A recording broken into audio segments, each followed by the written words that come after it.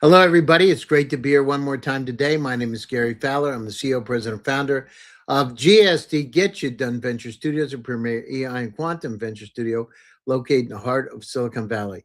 I'm a 17-time serial entrepreneur with several unicorns under the belt. I was on the original management team at Qvinci Software, which is sold to Salesforce for $1.35 billion. Also, Eva.ai, an AI HR tech company that co-founded with Dr. David Yang. We believe at GST that intellectual capacity is evenly spread, but opportunities are not. So today, I'd like to introduce you all to GST Presents Top Global Startups, where I speak with founders, innovators, and leaders building the technology shaping the future of global business. My guest today is Brad Adams, President, CEO, and Chairman of Qvinci Software. Brad is leading the creation of new category of automated business intelligence for multi-location organizations, helping franchisers, accounting firms, nonprofits, and distributed enterprises transform fragmented financial data into a single trusted source of truth. His belief is simple but powerful. Most organizations don't suffer from a lack of data, they suffer from a lack of clarity. Under his leadership, Qvinci has developed patented technology that automates his collection, consolidation, mapping, and standardization of financial and operational data across hundreds or even thousands of locations, giving leadership teams real-time insight into performance across the entire ecosystem. Brad is also a strong advocate for building category of one companies, organizations that don't compete in existing markets, but instead define entirely new ones. Today, we're going to walk and talk about why traditional ERP systems often fail multi-location organizations, how AI is transforming financial intelligence, and what the future of data visibility looks like for modern enterprises. With that, I'd like to welcome this show. Hey, Brad. Good morning, Gary. Thank you for having me. It's an exciting topic to have, and I hope I could give some insights to your audience. You know, Brad, you've spent your career solving complex business data problems. What first made you realize that multi-location organizations had a fundamentally different data challenge than traditional companies? Well, I was thinking about that this morning. Most multi-entity or multi-location businesses are a group of small businesses, franchises, dioceses, associations, and those individual locations aren't finance guys. Okay. They need simple accounting software. They need simple KPIs that they can understand and act on. And so what Qvinci has done is enable them to use their simple QuickBooks or other small business accounting software. We collect that data in the cloud, both financial and non-financial data via an API.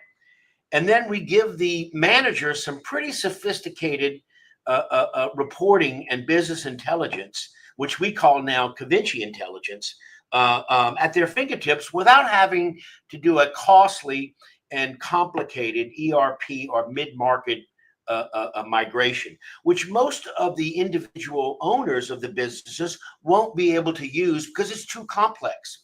Keep it simple, keep it clear, and give them easy financial insights that they can act on. Many leaders believe that they have a data problem. You argue that actually they have a clarity problem. What do you mean by that? Well, it kind of goes on. A good segue from my last comment was, the clarity is making things. Our tagline at Qvinci is financial insights anyone can understand. That's what I mean by clarity. You have to give people who are not finance people, who are business people, franchises, dioceses, and the like. A lot of them are voluntary, especially in the nonprofit space. You have to give them simple, clear insights that they can act on. We have a theme at Qvinci. It's called Green is Good, Red We Gotta Talk. And all of our business intelligence follows that paradigm where you look at it, say a KPI scorecard, and you look at it and say, okay, I have 5 red areas and everything else is green or black. And so I'm going to focus on these 5 red areas: fine red, fixed red. It's sort of that clarity. Most people who are not in big business don't manage a business through a P&L. They manage it because they have clear things. For example, my cost of goods sold was up 20% last month. Well, why is that? Well, I can focus on that and drill down to that in an easy application.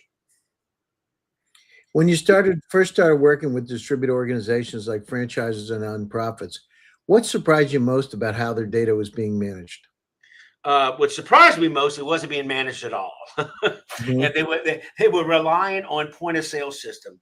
We and one of our early customers was one of the largest fitness groups, and they lost 4 of their top 20 revenue producing franchisees.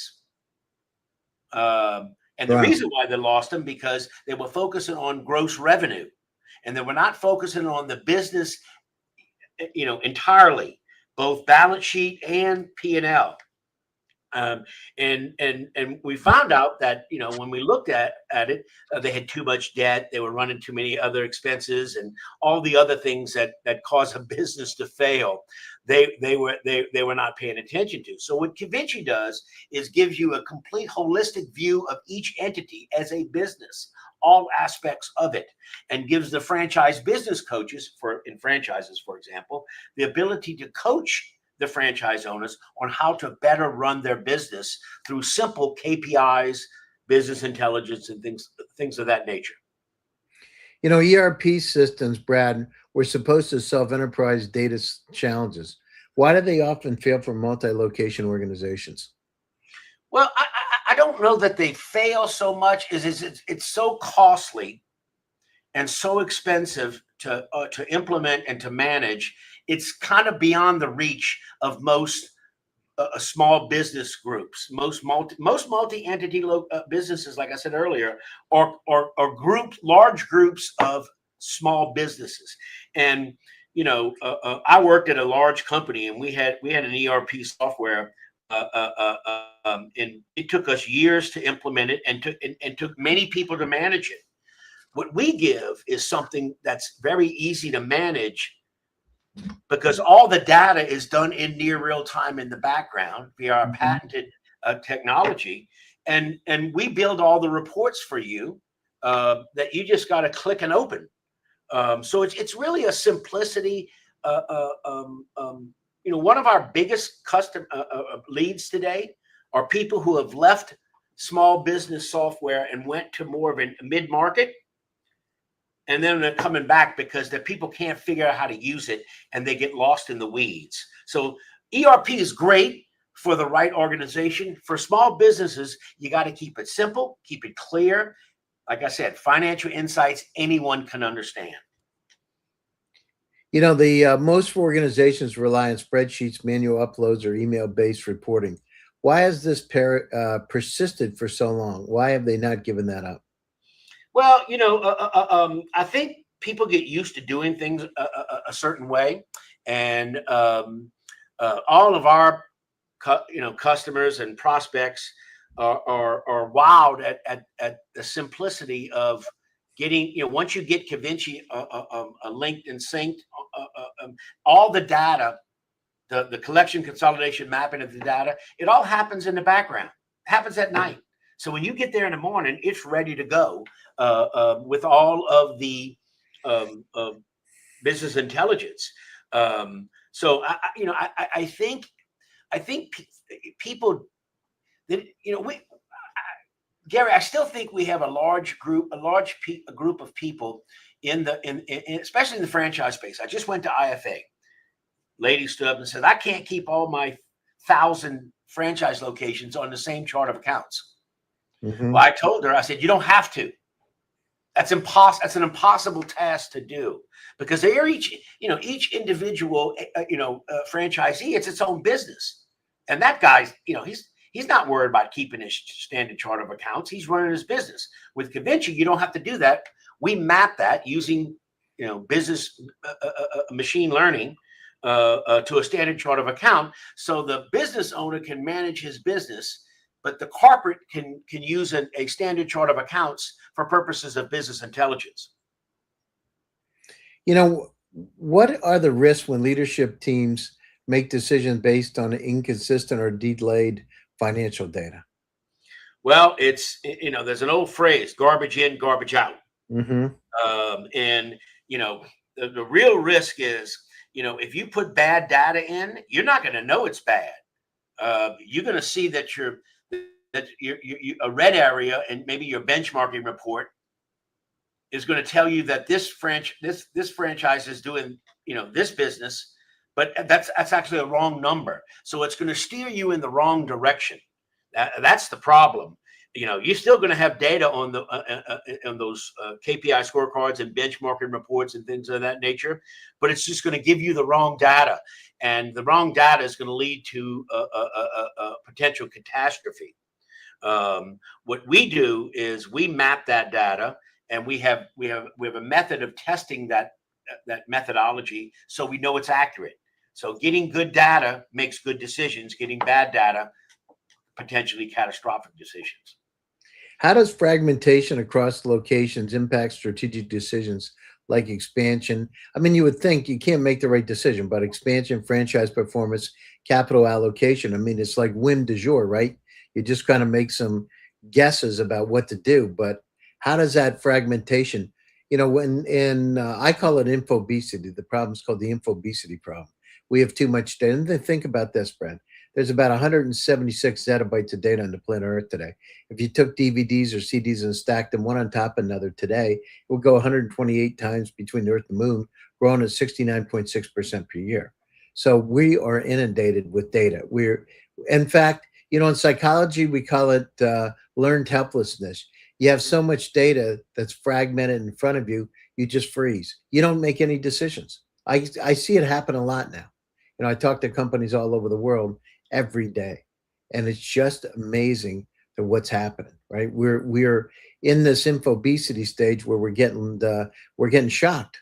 We're not making decisions, and I see corporations freezing because they don't know how to use these orchestration tools like Qvinci, like what you have, or they don't know how to use AI in a way, and they're going to become dinosaurs. And you know what happened to the dinosaurs? Yeah, that's right, Gary. Well, that has been our goal from the beginning. Create clarity out of complexity. You know, I think we have 50,000 locations syncing Or on maybe Qvinci. it's better to say to create clarity out of chaos. Yeah, that's a good way to put it. Clarity out of chaos. But that's where this red green paradigm came in. I talked about earlier. You got to make it so simple that when you open up our KPI scorecard or our benchmarking report, or various other Qvinci intelligence that we have, that you can focus on the things that matter. Find red, fix red. And that's what we're trying to do for multi-location organizations, is just make it so simple that you can focus on that. Because what's the old thing, the adage about complexity. I'm trying to remember it, but it's when you get so complex, you either make bad decisions because you don't focus on the right data, or you just give up. Well, that's the learned helplessness part that I said, right? Yes, That yes, part correct. is actually a psychological principle. It's called learned helplessness when you're overstimulated so much. And I see it with companies because I'm talking to some of the largest companies in the world every single day. And I hear it. They're frozen because they don't know what to do because they're overwhelmed with. I mean, think about it, Brad. In your world, you got about 300,000 items in your personal cloud. The entire web in 1996 was 257,000 websites. You, Brad, have more information in your personal cloud than the entire web. The problem is Brad's world is following the same trajectory as the World Wide Web. By that, I mean doubling every year. Within 5 years with the Internet of Things, you're going to have 10 million items. Now, think about this, right? You're a smart guy. You're a lawyer, taxation lawyer, if I recall. And, Yeah. but how many times the last 2 weeks said, hey, somebody say, hey, Brad, I sent you a message. Did you get it? Where'd you send it? I sent it your email. Which one? I don't remember. And you've got 7, right? Let me check. I can't find it. Will you send it again? We're even getting to the point we don't even check anymore because we're so inundated with the email, right? In fact, we use things like WhatsApp to be able to filter through email because we use it as a tool. It's crazy. It's absolutely crazy. So we need to have tools just like what you have to siphon through. I think, in my own personal opinion, some of the things that I'm building to take what you have, the Germans have a phrase. It's called Gestalt. The sum of the parts equal the whole. Your part is part of this whole issue. And how do we take this data to make more powerful decisions to be able to help the company grow for everything, right? So whether it's remote workforce management, where it's going down through, because what happens is you become an omni-channel engine.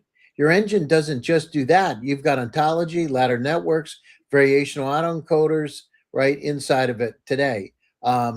Knowledge graphs, take that and it can be used anywhere, because what it's doing is creating highly efficient, optimized systems that, and you're keeping it, remember we used to say, keep it simple, stupid, right?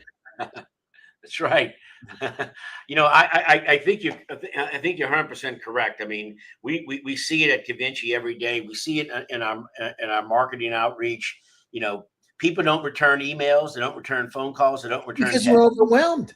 Yes. They can't do it. You've got to come up with a new paradigm, an entire new paradigm shift.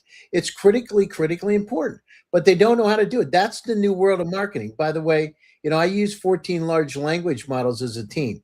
So, everything that we do inside of GSD, of course, I've been in AI for 30 years. So, and I've been in tech almost 40. So we know a little bit about it. But using those tools as an orchestrator is going to be important. The person that is the best orchestrated, the symphony conductor of orchestration, is going to be the top person, because they know how to use the power of these models, right? Which is what you're doing. And it's just absolutely, the problem is from a marketing standpoint, I own I own a PR and marketing group myself. So I know a little bit about it because, we've used our tools to solve the problems, and most people haven't. So they're still using the old paradigm. And, with your own email, how much junk do you get every day? Oh God, it's hundreds. Hundreds. And the thing is, so what happens when you get that much? You don't even look.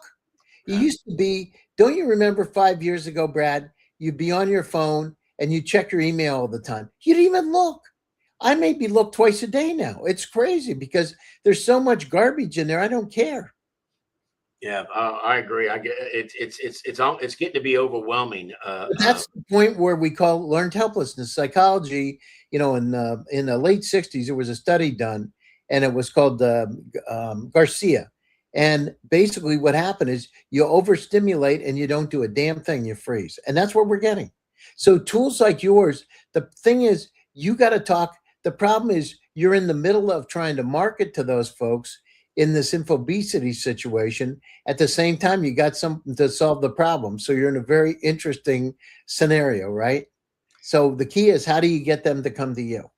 And that's the magic in knowing how to use AI, right? How do you get them to come to you? Yeah. Oh, I agree. AI is one of the things that we're working very heavily on in our application. I mean, our application's been using a form of AI or machine learning. That's our mapping technology since 2008. But we're really our next step is to take the AI into our reporting technology. I mean, today you can go to a report in Qvinci and drill down or interrogate the numbers all the way through the general ledger. Our next phase of this is going to be, you ask it a question: why is my cost of goods sold up 20% last month? And it just gives you the answer, and then gives you where to go look at it to verify that. Yeah, no, it's, but you're going to have, in my opinion, you're going to have you're going to have to use like multi-agent large language models. And here's the reason why that becomes interesting, because what happens in those models, it's kind of like when you have a group discussion, right? When you're in law school. So you have a group discussion, you're in your group, you got 10 people that have 10 different opinions, but what happens is your opinion changes to be able to match some of the feedback you've gotten from them, right?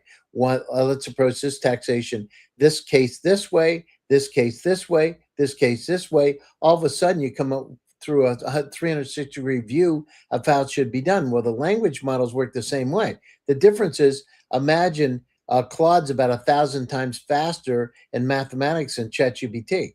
Well, guess what? If they reallocate and optimize and use the power of Claude to be able to take care of a particular problem, all of a sudden you've optimized everything, right? And then if it's hallucinating, you've also optimized for that because you're going down through and using models that self-correct. That's Correct. I the agree. future, right? And then, so these companies are going to have one agent, right? There's going to be one agent. Let's call it the guardian angel of franchise. That guardian angel will be deployed out through the agency, and Brad, will be able to access everything yourself, right? Through that one agent, and other people in the organization will have their own agents, and they're going to be specific to be able to help you deal with this infobesity problem. And that is, my forecast is another year and a half, right? I built some of that stuff back in 2016, just FYI. So in my company Findo, so we went down through and we did it. We're a bit early, and the company was already sold, but that's the future. The future is exactly what you're doing, but it's going to be now an omni-channel engine that'll be able to do all kinds of different things. It's not just for franchisees. It's not just for small to medium enterprises. It's where else it can be used because they're the same optimization algorithms everywhere. And one of the things that we're struggling with right now is maintaining data security in an AI environment, and that's Well, that's when you got to look at the models, right? It depends on what model of ChatGPT you're using. If you're using the Pro model, like I do, on that side of it, it keeps it inside of your own, silo, right? It doesn't go out. The problem is it shares this stuff around, and that's people don't get it. It's like you're spreading your stuff everywhere, so everybody's got access to your stuff. It's like Google, using the internet. You use Google, and they say, "Well, I'm not paying." You're not paying for it, but somebody is. Right. Well, we're exploring things like building an AI engine inside of our firewall. You could do that. You could build an AI. You could build your own agent, a small language model inside of it. But that you got to have particular expertise to be able to do that. That's not something everybody can do. Yeah. That's the ticket because you have those that are going to be inside those, proprietary in some way to be able to do that. Those highly efficient AI models like that, you're going to see more and more companies do that because they're not going to want to share. They're either going to go one or two ways. They're going to go the larger language models like ChatGPT Pro, where it's not shared, or they're going to come in with their own model, probably inside of the company. The problem is most of the folks in the company won't know how to keep the AI models updated, so they're right on the cutting edge. And so, they'll let them go like the old days, right? 6 months, a year, 2 years, and they'll be so outdated, they won't be able to keep up. So it's different. It's got to be continuously sensing and learning and changing all the time. Yeah, it's an interesting time, that's for sure. But I was talking to my VP of marketing the other day. If you do not develop a UI where you have that sort of AI UI UX kind of thing, people are going to view your technology as dinosaur. And we're definitely working toward that area where you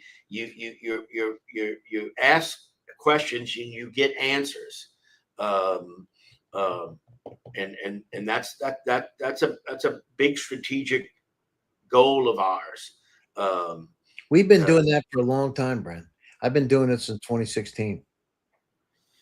It's an interesting time, but especially now you got to run as fast as you can because this market's changing so fast. I see the changes. I have 184 companies in our portfolio representing 73 countries. I mean, I just came back from Africa. I was in Nigeria, got asked by one of the largest banks in Africa to present in front of about 5,000 top business people from Africa. And I see the changes worldwide, and people don't get it. It's going to profoundly impact every part of our life. Seriously, every part. And, one of the things that, I did, just FYI. So I use these large, if it's interesting, I'll tell you a little story of how powerful these models are.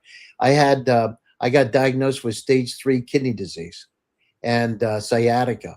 And I got this kidney disease because I took 4 ibuprofens every day because my back hurt so bad I couldn't sleep. I literally could not sleep, and 3 or 4 nights of not sleeping, you feel like a vegetable. So what happened is I took those, I took those. Anyhow, I went to my doctor and they said, there's nothing that can be done. You're going to just have to manage this stage 3 kidney disease. And so I went inside of my multi-agent large language model. I said, what can I do? It researched every journal in every language everywhere, right, that was available. And it came up and told me mesenchymal stem cells from an umbilical cord could profoundly impact. And it told me exactly who to see. So within 3 weeks of getting the diagnosis, I went over. I have no kidney disease at all anymore. And biologically, my age went down 22 years. I've had it done 3 times. There's only been 31 people out of this clinic out of 10,600 has ever done that. It's kind of like Brian Johnson stuff, right? But I did, and I based it. I had to have a leap of faith. The point is, these models are going to do so many different things as long as we trust them to be able to change everything. And so all these companies that are out there, and I talk to them too, they're saying, well, we're going to wait. Except you don't have time to wait because like I said, what happened to the dinosaurs? Nothing good. That's You true. want to be a dinosaur, and you got to use these technologies and stay on the edge of it, or nothing good's going to happen. I see these models all the time, and I'm in Palo Alto about half of my time. So I'm out there seeing these people with these incredible new technologies. It's unbelievable what's going to happen next, and you're right at the cutting edge of it. And what you're giving them is a decision point so they can make better decisions. And with the model, they can do some of this stuff autonomously, right? Because you don't even have to have human interaction. It'll course correct for you before it's a problem because it's continuously sensing, right? Yeah. Oh, I agree. No, you got something really beautiful. I want to say, if you want to talk a little bit more after the show's over, I'd be happy to talk to you. I appreciate you taking time out of your busy schedule. I mean, we're broadcast to millions, actually. So a lot of people watch my show because of people just like yourself that have some new technologies that can help those businesses get a competitive edge. And it's critically important that they put these kind of technologies in. Brad, closing thoughts, and how do people get a hold of you? Well, thank you very much, Gary, for having me on today. It's a very important topic about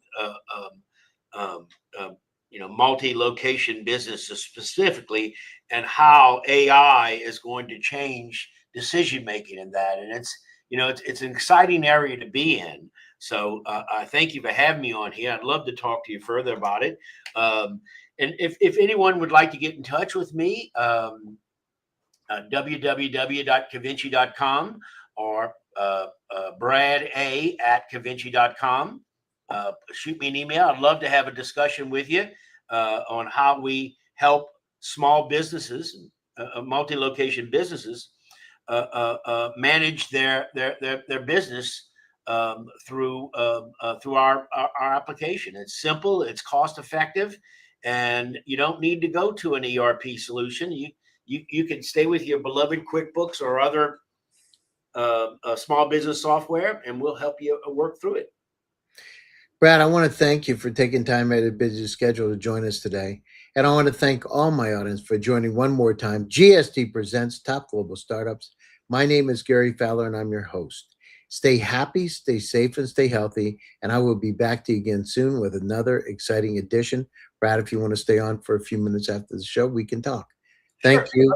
And thanks, everybody. Thank you.